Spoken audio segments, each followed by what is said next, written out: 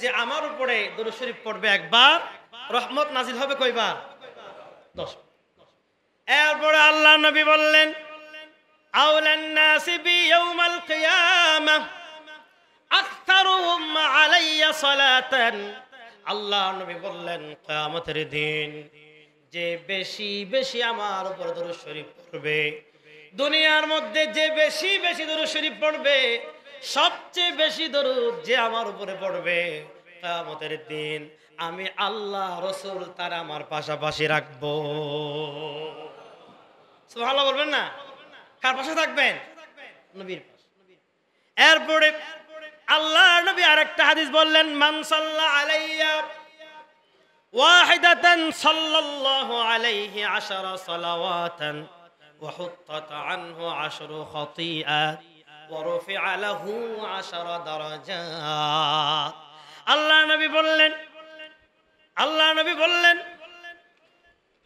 যে ব্যক্তি আমার উপরে একবার মুহাব্বত নিয়া ভালোবাসা নিয়া দরুদ পড়বে, আল্লাহ তাআলা তার উপরে 10টি রহমত নাজিল করে দিবেন। বলেন সুবহানাল্লাহ।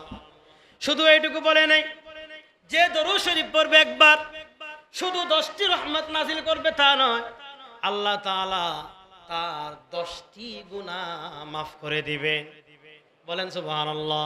শুধু 10টি গুনাহ মাফ করবেন তা নয়, আল্লাহ তাআলা রাসূলের উপরে দরুদ শরীফ পড়ার কারণে আল্লাহ তাআলা রহমত নাজিল করবে তা নয়, গুনাহ মাফ করবে তা নয়, শুধু তা নয়, আল্লাহ তাআলা তার সম্মান আরো 10 গুণ বৃদ্ধি করে দিবে।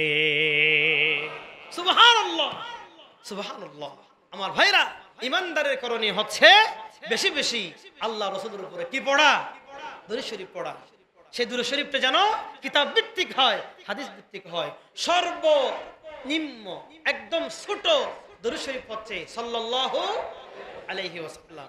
আপনি উঠতে, বসতে, ঘুমাতে, কাজ করতে সব সময় সর্বাবস্থায় জিকির করেন সাল্লাল্লাহু আলাইহি ওয়াসাল্লাম, দরুদ শরীফ পড়েন সাল্লাল্লাহু আলাইহি ওয়াসাল্লাম, জিকির করেন সুবহানাল্লাহ, আলহামদুলিল্লাহ, দরুদ পড়েন সাল্লাল্লাহু আলাইহি ওয়াসাল্লাম, সাল্লাল্লাহু আলাইহি ওয়াসাল্লাম।